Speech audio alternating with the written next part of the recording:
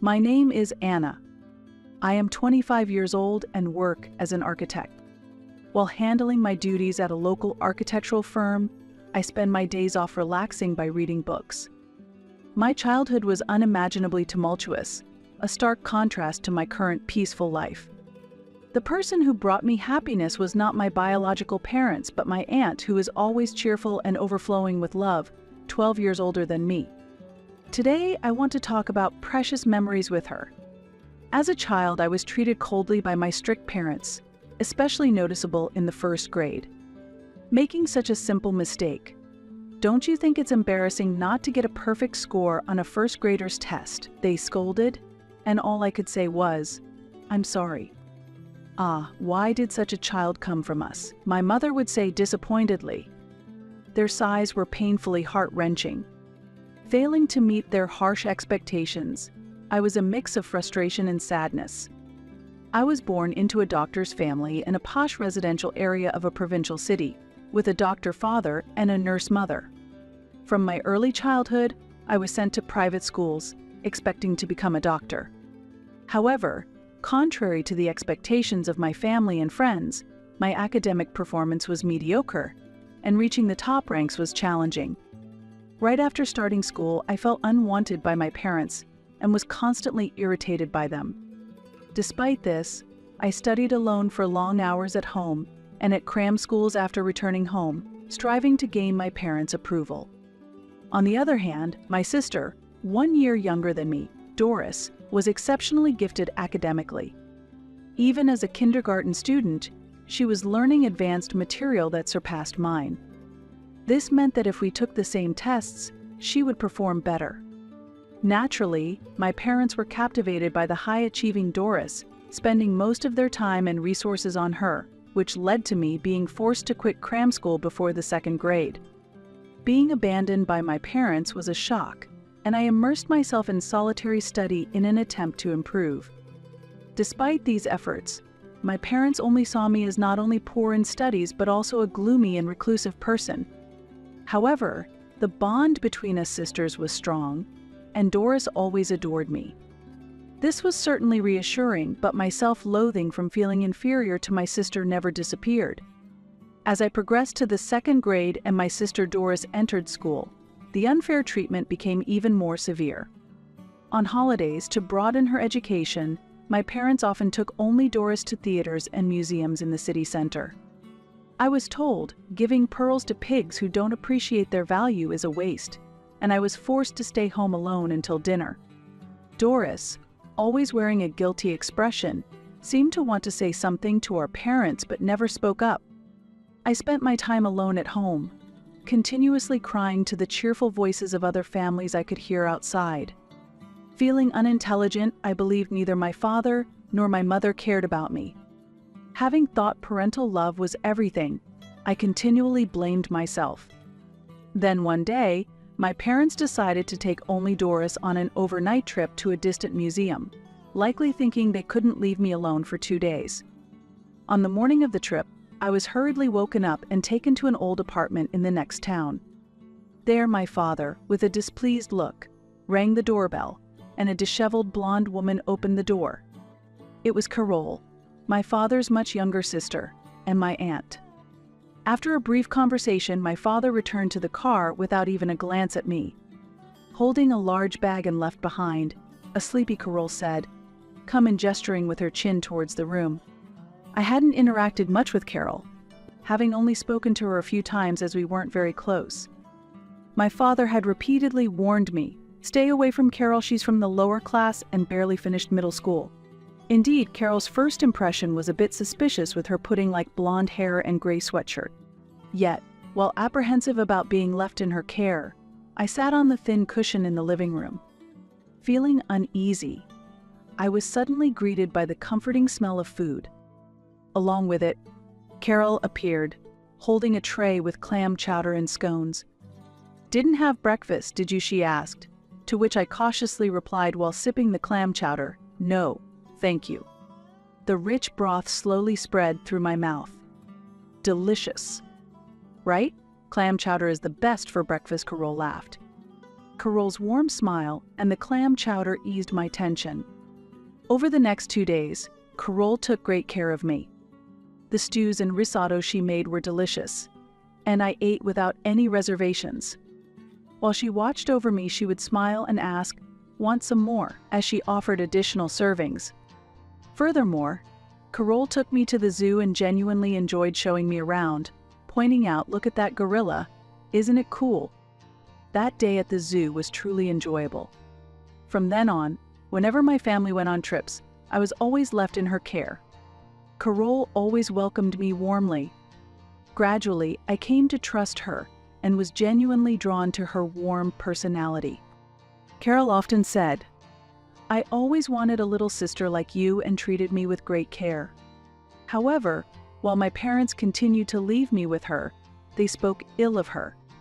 I heard that Carol had troubles during middle school and did not go on to high school. According to my father, she ended up in a bottom-tier job and barely made a living. "If you don't want to end up like her, don't slack off in your studies," my father would say half-jokingly when he was drunk. I had always believed my father's words as absolute, but I found it hard to accept his assessment of Carol. She was skilled in cooking and a very good person. I could not understand why she was spoken of so negatively. The difference in how my parents treated my sister and me worsened day by day. By the time I was in 3rd grade, I was given only the bare minimum of clothes and food, barely avoiding a report to Child Protective Services. Although my parents were known as local dignitaries, outsiders would never imagine they were capable of such behavior. When I focused on studying, I was told, "You're a nuisance if you don't leave the room, so get out," and was chased outside. Whether I studied or not, the situation was harsh. I wasn't allowed to return home until dusk, and without any trustworthy friends or adults, I had to spend my time learning in parks or libraries. However, on weekends, Carol warmly welcomed me. Carol was the only one who cared about my health. One day, as I was eating the fluffy omelet she had made, Carol suddenly made a proposal. "Anna, would you like to live with me?" she asked. As I sat stunned, she gently stroked my head with her cold hand. "If you feel life at home is hard, think of me as a parent. We'll eat together every day, sleep side by side, and even go to the zoo sometimes," she said. Could such a dreamlike proposal be real? Just hearing it felt surreal. "But you might not want a dumb parent like me," she laughed self-deprecatingly. I blurted out, "That's not true." Her proposal was incredibly appealing. However, I questioned whether I could truly wish for such a thing. Carol was still unmarried, and I worried that living with me might burden her. Additionally, I considered whether my parents would see it as a betrayal. "Carol, is it really possible for me to live with you?" I asked quietly.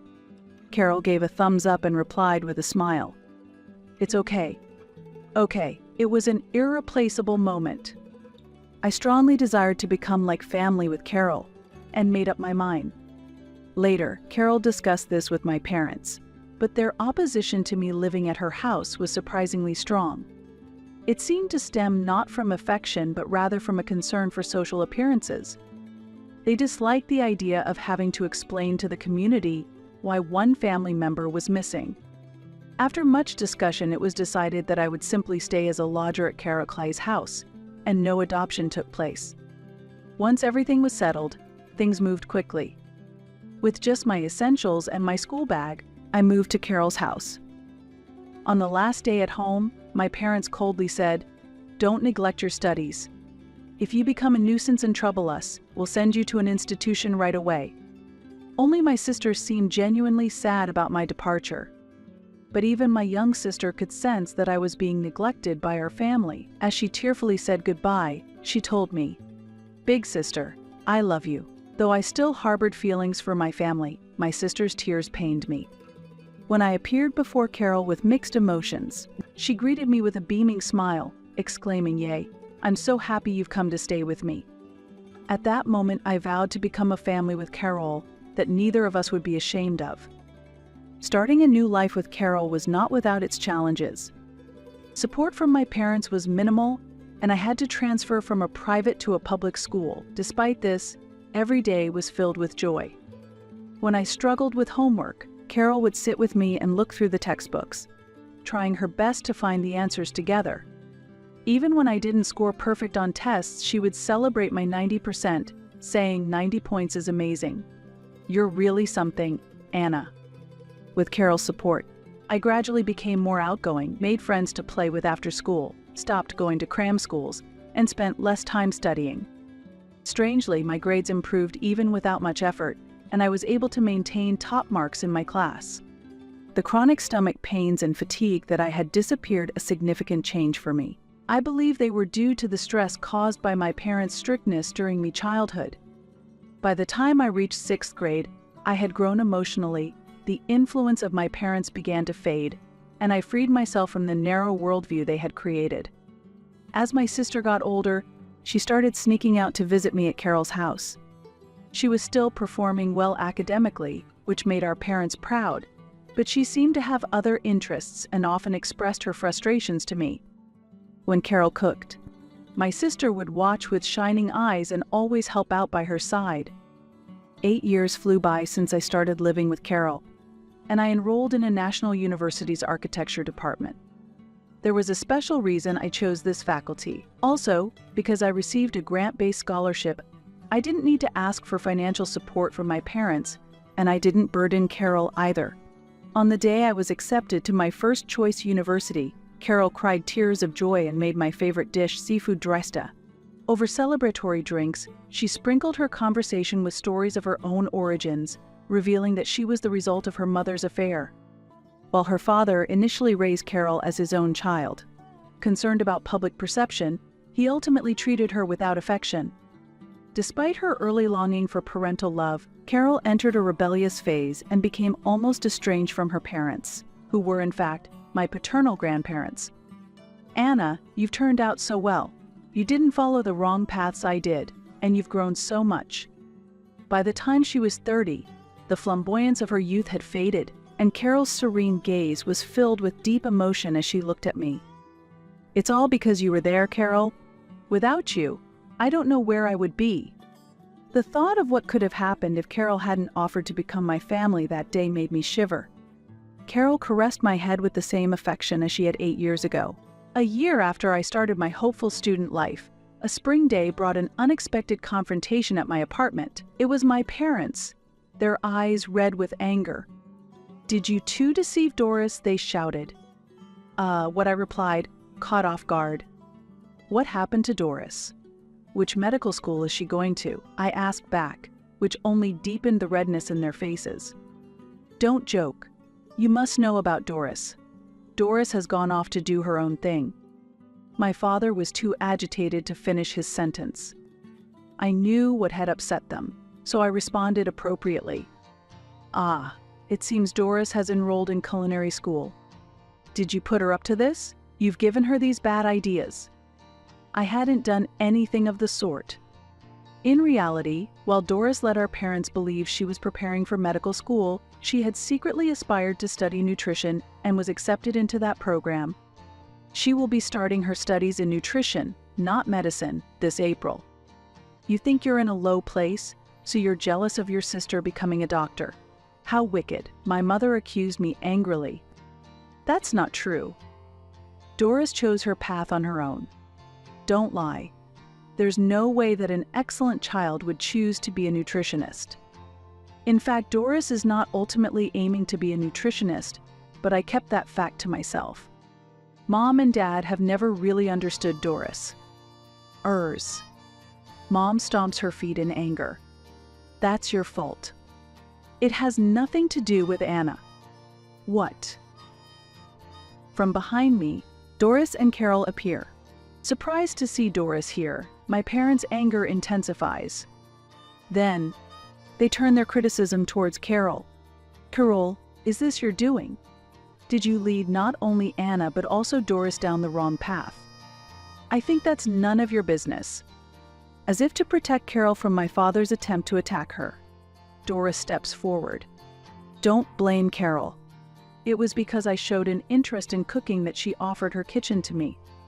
Indeed, as Doris visited Carol's house to see her, she developed an interest in cooking and gradually became passionate while helping out in the kitchen. focused solely on her academic performance. My parents seemed not to notice even when she came home smelling of sesame oil. Though culinary school was considered, she could not leave home without a scholarship, so she chose nutrition instead. Like me, Doris received a grant-based scholarship, which enabled her to stand up to her parents. She aims to be a chef in the future. My father's lips tremble with anger. Doris, I'll accept you taking a gap year, so withdraw from the university immediately and go to a preparatory school. I absolutely refuse. Doris firmly opposed my father's unilateral outburst. Seeing this, my mother tried to reason with Doris gently. Doris, going into a profession like nutrition or cooking, which anyone can do, isn't worthy of your talents. Everyone is expecting you to become a doctor. In that case, Mom, can you cook? What? If anyone can do it, do you know how to perfectly fry popcorn, shrimp, or make bechamel sauce? Well, It was clear that my mother was not skilled in the kitchen. She had always relied on deli foods and delivered meals to get by. As a result, Doris and I were completely enchanted by Carol's home cooking. While my mother was at a loss for words, Doris laughed coldly. It's really ironic to live relying on the help of others to cook for you, and then look down on chefs. Well, instead of forcing me to become a doctor, it would be better to give my place to someone who truly desires to be one. It would contribute more to helping others. That's just an excuse. Mom, Dad, don't you know? Actually, my sister is far more talented than I am. What? My parents stood with their mouths agape. There's no way that's true. Do you even know which university my sister is attending? My parents looked at each other. As I thought, you don't know. You also don't know how excellent the architecture department is at the university she attends. She was accepted into a national university's architecture program because she is academically excellent. While it might be an exaggeration to say Doris is more talented than I am, it's a fact that I became a top student thanks to Carol's support. It's true, Mom and Dad. You wouldn't know how well I did in school because you never attended any of my parent-teacher conferences. With that, my parents lost their momentum and fell silent. I looked at them with a cold gaze. The success in raising Anna wasn't due to you, but thanks to Carol. Doris laughed as if she had given up. That can't be true. It's impossible. Don't worry. I've arranged for my tuition myself, and I'm prepared to live on my own. I've already moved my things. You didn't notice, did you? What? The color drained from my parents' faces as they had been furious just moments ago. Carol watched this unfold, looking completely fed up. You both were only ever interested in grades. It's a shame that your wonderful children weren't understood for who they are. Feeling humiliated, my parents groaned in discomfort. Being pitied by Carol, whom they had once looked down upon, must have been the ultimate humiliation. But that was the reality. My parents found no words to retort. Eventually, Doris left home that day with the help of a friend, relocating to another state, over 5 hours away by car. I didn't expect this incident to prompt any improvement in my parents' behavior or make them back off from Doris and me. When I advanced to my second year of university, my parents suddenly called me. I couldn't shake off an ominous feeling. No matter what they say, I would firmly refuse to return home. We met at a restaurant they frequented, but when Carol accompanied me, my parents clearly showed their displeasure. As soon as we sat down, they spread out numerous pamphlets on the table, all from universities with medical schools. What's this? We're giving you a chance to retry for medical school. Isn't that a good deal? We're offering you a chance to redeem yourself. Show that you can surpass your sister because of whom you've been looked down upon. Such an unexpected turn of events. How foolish. They really don't understand. But I decided to play along, just for amusement. Really? I'm so happy. Maybe I can actually get in here. To think that you both care so much about me. I really should be thankful." My father nodded, looking pleased with himself. My mother's face also brightened. As if that could ever be true. I couldn't hold back my laughter and burst out laughing. Ha, ha ha ha. What's wrong? I just laughed seeing Dad so happy. To take such a proposal seriously? Impossible? After all, I have my own life. What? The moment my parents realized I was joking, their faces rapidly turned red. They are as quick to anger as they are far from the intellectual caliber of a doctor. Doris has never looked down on me. It's you who have always looked down on us. That's, well. Anyway, I have no intention of trying for medical school again. I responded with firm resolve, and a vein throbbed on my father's forehead. Why can't you and Doris understand the nobility of being a doctor? Is this also Carol's fault? Once again, my father directed his blame at Carol, completely missing the point. Carol simply gave a wry smile. "Brother, you're so stubborn. What did you say? Anna and Doris aren't denying the work of doctors, they just have passions elsewhere. And those are in professions like architecture, nutrition, and cooking, which anyone can supposedly do. Even if they are jobs anyone can do, that's fine." What? Startled by the sudden voice, my father turned around to see two muscular, healthy-looking men standing there. "Who are you?" "Perfect timing, you just insulted an architect and his son." "What?" They looked surprised. At that moment, Carol stood up and gently pulled the young man next to her closer with her arm. "This is my husband. It's an honor to meet you, brother-in-law. I am Alexander Davis. Carol has told me a lot about you." Yes." Carol's husband smiled, showing his white teeth. Actually, Carol had started dating Mr. Davis 5 years ago, and they officially got married when I turned 20. Despite my reassurances, they were stubborn and affectionate enough to wait to marry until I was an adult. As a result, I became close to Carol's in-laws and developed an interest in architecture. When Carol suddenly announced her marriage and her husband spoke meaningfully, my parents were taken aback and lost for words. Next, Carol's father-in-law stepped forward with a smile and began to speak. "Nice to meet you, Dr. Barnes. I am Davis, and I run an architectural business in this area. I understand Anna has heard about my work from Carol and has taken an interest. You are truly an insightful, wonderful person." Yes. "I am planning to retire from the field soon, and I would like Anna to join our company as an architect and learn the ropes to carry on in the future." "How dare you decide such a thing on your own?" As they raised their voices, Davis opened his eyes wide and stared at them. "Even if you call it presumptuous, the fact that you have shown no interest in Anna so far is undeniable.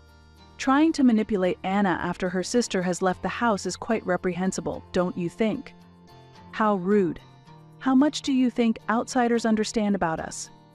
Indeed, that's true. But then again, human relationships are mostly about interactions with others. What? Davis looked around. My parents also looked around and could see their faces losing color. Other customers at the restaurant were looking at them with cold eyes. Raising one's voice inevitably attracts attention. Everyone is disappointed. We never thought Dr. Barnes, whom we've respected for so long, could look down on others like this. That's not true. As my father trembled, his favorite dish was served. The chef of the restaurant brought it over. "Dr. Barnes, I'm sorry. It must be difficult for you to eat food prepared by us ordinary workers. You no longer need to endure it. Unfortunately, this marks the end of our relationship with you. I will communicate the same to other restaurants." Wait, that's not what I meant. "We feel it is not appropriate for people who can be replaced to use your clinic, so we will no longer visit. I will inform my acquaintances of this as well." What? All eyes in the restaurant were on my parents. Unable to withstand the pressure, they left the restaurant in a hurry, leaving their food and pamphlets behind. Since that incident, my parents no longer pressured me to pursue a medical degree. After some time, they approached me, pleading, "We want to clear up everyone's misunderstandings." It seems the incident at the restaurant led to a significant decrease in their patients. The hospital was originally established a long time ago and had many regular elderly patients who overlapped with the clientele of a similarly long-standing restaurant. Due to word of mouth among the local elderly, a reputation spread that the hospital has the worst doctors who disregard their patients, and patients began moving to a newly opened hospital near the station. The doctors at the new hospital were not only skilled but also personable, and not a single patient returned to the hospital my father runs. In a short period, the management deteriorated, stress built up, and my father lashed out at the staff, resulting in nurses and administrative workers resigning one after another. This further fueled rumors that the hospital has an ethical problem with its doctors, leading to a continuous decrease in both staff and patients. Operating the hospital had become a financial burden. My parents believed that if I could clear up the misunderstandings, everyone would return, but once a bad reputation is spread, it is not easily erased. In fact, most of the reputation was based on truth, so there was no need for correction. However, some exaggerated stories also existed. For example, there's a story about my father standing up in a restaurant and yelling, "This incompetent chef," and demanding an apology from the chef. Though this isn't true, I strangely have a memory as if I had witnessed such a scene. Eventually, the family-run hospital had to close, and there were voices of blame from relatives. Unable to bear the humiliation, my parents sold our proud family home and started a reclusive life in the countryside. 5 years have passed, and I have successfully built my career as an architect, working for the architectural firm run by Carol's in-laws. While I still have a way to go compared to the top designers, I am diligently working every day to achieve my dream. That dream is to design the diner operated by Doris and Carol. Additionally, Doris and I hope to open this place once a week to the local children. Just as Carol saved us, we want to give back to the children. This is a deep wish and lifelong vow for us sisters. Supported by Carol and colleagues who share this dream, I am living a fulfilling life every day,